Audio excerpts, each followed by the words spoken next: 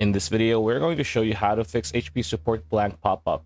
Right, so the very first thing you need to do to fix this or attempt to fix this is to go to your Windows update. So type in Windows update, click on this and check whether or not there are available updates. Even if you're up to date, sometimes you just need to click check for updates, and you might see something that might fix that. This isn't really a surefire way, but it does help to make sure your system is up to date for the regular updates. So after that, the next thing you can do is go to HP support, go to the HP website, and there's support.hp.com, and download HP support assistant for PC.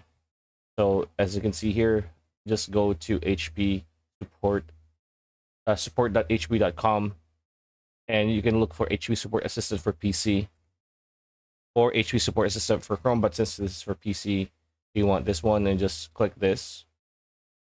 Excuse me. And as you can see, it's downloading. So this is a new desktop app that you can use to fix issues with HP apps or HP hardware that you're using on your PC. So again, this is pretty much the same as many programs. You just click on this and just follow the installation process, and you can do that way. Another way you can do is to download the, as you can see here, install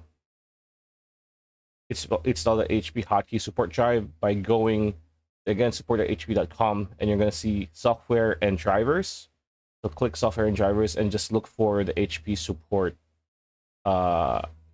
software update that you need for your PC. So yeah, those are the three ways you can check to see if that fixes the problem. Most of the time, one of these three does work.